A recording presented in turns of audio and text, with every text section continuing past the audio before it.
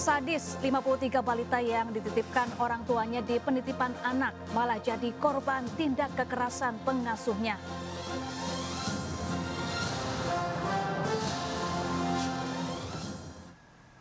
Halo pemirsa, selamat siang. Saya Syafaati Suryo. Inilah seputar iNews Siang. Pemirsa, dipicu rebutan calon penumpang saat ngetem, seorang sopir angkot alami luka bakar hingga kendaraannya hangus dilalap api di Tanah Abang, Jakarta Pusat. Pelaku yang ternyata juga punya catatan kriminal kini tengah diburu polisi. Info dekat stasiun karet. Kepanikan pengguna jalan pecah saat satu unit angkot PJ03 jurusan Ben Hill Roxy terbakar tepat di depan kantor kecamatan Tanah Abang, Jalan Kiai Haji Mas Mansur, Jakarta Pusat. Api dengan cepat melalap seluruh bagian mobil hingga hangus. Tak lama damkar datang dan memadamkan api sehingga jalan yang sempat ditutup bisa dilalui kendaraan lagi. Hasil olah TKP dan pemeriksaan sejumlah saksi, ternyata angkot sengaja dibakar pengemudi angkot lain. Akibat kejadian ini, pengemudi Suyadi menderita luka bakar di bagian lengan dan kaki sebelah kiri. Aksi pembakaran ini dipicu rebutan tempat ngetem antar angkot korban dengan pelaku P dan sempat terjadi cekcok. Pelaku sempat pergi untuk membawa bensin lalu datang lagi dan menyiram korban melalui pintu sebelah kiri hingga kebakaran terjadi.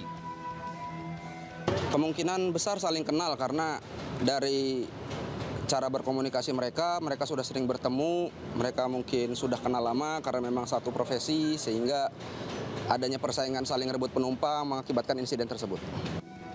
Saat ini pelaku masih diburu dan dari catatan polisi ia pernah tersangkut masalah hukum karena penganiayaan. Dari Jakarta, Rani Sanjaya, iNews melaporkan. Sementara di kawasan Kembangan Selatan, Jakarta Barat, motor bertangki besar hangus dilalap api usai mengisi bensin jenis Pertamax di SPBU. Api cepat melalap seluruh bagian motor hingga hangus. Diduga api berasal dari korsleting kelistrikan di area bus hingga memercikan api lalu meludeskan seluruh bagian motor. Tidak ada korban akibat kejadian ini dan api dipadamkan petugas damkar dan SPBU menggunakan alat pemadam ringan.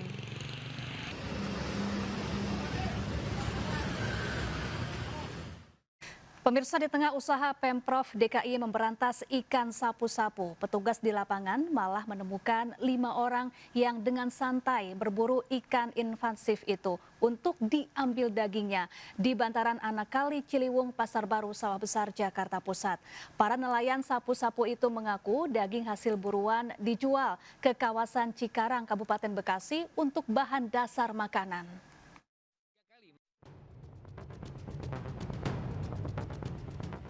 Sambil membelah badan ikan sapu-sapu untuk diambil dagingnya, 5 orang pria didatangi petugas Satpol PP di bantaran anak kali Ciliwung, Pasar Baru, Jakarta Pusat. Seolah tak peduli, kelima nelayan sapu-sapu ini tetap asik menyiangi puluhan kilogram ikan hasil tangkapannya saat petugas datang. Salah satu nelayan mengaku sudah 3 kali menangkap ikan sapu-sapu di aliran kali ini dengan hasil 100 kg per hari. Semua daging dan telur ikan sapu-sapu dijual ke pengepul di kawasan Cikarang, Jawa Barat. Tak main-main, sekilo daging ikan sapu-sapu dihargai Rp15.000. Diduga ikan sapu-sapu ini nantinya dijadikan bahan dasar olahan makanan seperti siomay dan otak-otak. Paling yang ngikut teman aja kalau kemari. Tapi ikan sapu-sapunya itu mau dijual kemana bang rencananya bang? Cikarang. Iya. Itu udah ada yang ngepulnya atau gimana bang? Ada. Tergantung Pak, kadang ada 30, 40. 30 sampai 40 kilo? Iya, 50. Kalau per kilonya berapa bang? 15. Sementara itu petugas menyatakan aktivitas kelima nelayan ini bertentangan dengan program Pemprov DKI yang tengah membersihkan aliran sungai dari ikan sapu-sapu dan kotoran. Kelima orang ini dianggap mencemari lingkungan karena bangkai ikan sapu-sapu malah dibuang di aliran kali. Nah, setelah kami perhatikan ternyata bangkai daripada ikan sapu-sapu itu kulitnya dibuang kembali ke sungai, ya kan ya. Sedangkan dagingnya mereka ambil, mereka olah. Jadi mereka ambil, mereka kumpulkan, dan telurnya juga mereka kumpulkan. Sebagai efek jera, kelima nelayan dibawa petugas untuk pembinaan. Seperti diketahui, Pemprov DKI Jakarta tengah gencar memberantas ikan sapu-sapu karena dianggap sebagai hama dan dagingnya mengandung logam berbahaya jika dikonsumsi. Dari Jakarta, Rani Sanjaya, iNews melaporkan. Pemirsa, kelangkaan minyak kita masih terjadi di sejumlah pasar tradisional di ibu kota. Selain langka, harga minyak goreng subsidi itu juga melambung di atas harga eceran tertinggi atau HET. Sudah 2 pekan terakhir stok minyak goreng subsidi kemasan sederhana minyak kita langka di pasar tradisional. Bahkan pedagang kesulitan mendapatkan pasokan dari distributor. Banyak pedagang yang sudah dan tidak lagi menjual minyak kita. Harga minyak kita kini dibanderol Rp20.000 hingga Rp21.000 per liter atau jauh melampaui HET sebesar Rp15.700. Warga berharap pemerintah bisa menstabilkan harga dan memastikan ketersediaan stok kembali normal. Dan berikut laporan Hadisti Arifa dan juru kamera Ari Setiawan dari Pasar Kebayoran Lama, Jakarta terkait makin langkanya dan melejitnya harga minyak kita. Pemirsa, kelangkaan minyak subsidi pemerintah yakni minyak kita masih terjadi di sejumlah daerah termasuk kota Jakarta. Nah, saat ini saya berada di Pasar Tradisional Kebayoran Lama, Jakarta Selatan. Di sini juga masih terasa ataupun terjadi kelangkaan minyak kita. Para pedagang di pasar ini mengaku mendapatkan pasokan ataupun stok minyak kita yang sangat terbatas, bahkan kosong, hingga banyak kios-kios yang pada hari ini ataupun dari beberapa hari yang lalu ini mengalami kekosongan stok. Nah, ini tentu dikeluhkan oleh para pedagang di Pasar Kebayoran Lama Jakarta ini karena mendapat protes tentunya dari para pembeli. Nah, seperti di salah satu kios di sini, ini memang masih menyediakan stok minyak kita, namun tadi pedagang ini mengaku bahwa stok ini sudah merupakan dari jauh sekitar 1 bulan yang lalu. Nah, kemudian juga tentu ini menjadi salah satu keluhan bagi para pedagang maupun juga pembeli, mengingat bahwa minyak goreng minyak kita ini menjadi salah satu kebutuhan pokok ini bagi para pembeli, khususnya yang bermata pencarian pedagang makanan. Nah, tadi disebutkan bahwa penyebab dari kelangkaan atau terbatasnya stok distribusi minyak kita ini disebabkan oleh adanya masalah atau kendala pada proses distribusi. Kemudian juga kalau kami mendapatkan informasi dari berbagai sumber, ini juga disebabkan oleh pasokan yang terserap oleh atau untuk bantuan pangan pemerintah, sehingga para pedagang maupun juga para pembeli ini memiliki harapan kepada pemerintah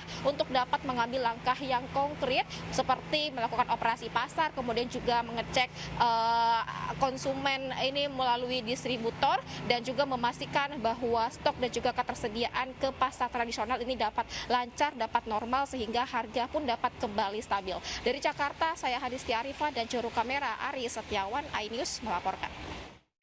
Kita ke informasi lain, pemirsa. Meski mengidap demensia dan kadang meminta pulang, seorang lansia jemaah calon haji berangkat bersama 393 jemaah calon haji kloter 3 embarkasi Cipondoh. Petugas PPIH pun sigap menjaga nenek 75 tahun itu diberangkatkan dari Bandara Soekarno-Hatta.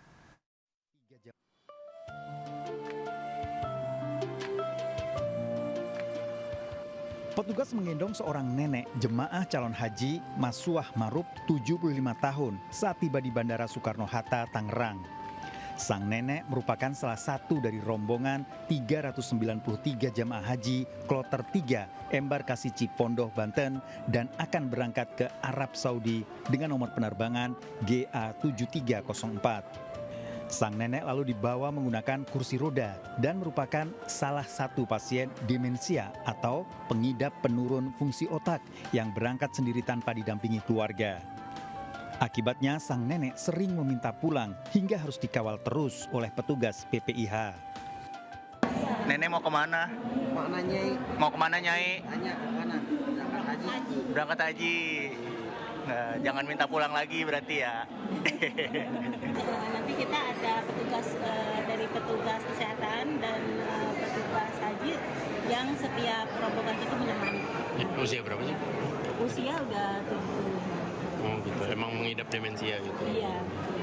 Memang sendiri ya Bunda? Sendiri, nggak ada keluarga. Data Kementerian Haji dan Umroh mencatat jika haji tahun ini didominasi jemaah haji usia lanjut. Bahkan 60% usia di atas 50 tahun sehingga butuh kesabaran petugas dalam melayani mengawasi tamu Allah. Dari Tangerang, Banten, Hasnugara iNews melaporkan. Pasangan calon jemaah haji lansia asal Lumajang, Jawa Timur tertipu puluhan juta rupiah oleh petugas Kementerian Haji Gadungan. Korban dijanjikan berangkat tahun 2027, 11 tahun lebih awal dan harus membayar sejumlah uang.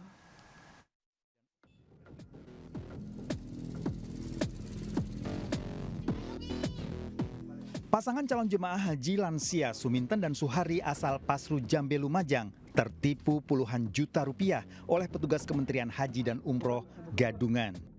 Dua lansia ini terjadwalkan akan berangkat haji pada tahun 2038 nanti. Kepolosan pasangan lansia ini dimanfaatkan oleh seorang warga yang mengaku sebagai petugas Kementerian Haji dan Umroh dengan memberikan iming-iming berangkat haji lebih awal tahun 2027 dengan membayar 81 juta rupiah. Kemenhad mengatakan bahwa kwitansi ini adalah palsu. Kemudian Kemenhad juga mengatakan kepada beliau ini bahwasanya ini juga termasuk mencemarkan nama baik Kemenhad Kabupaten Lumajang. Korban telah melaporkan kasus penipuan ini ke kantor polisi. Dari Lumajang, Jawa Timur, Yayan Nugroho iNews melaporkan.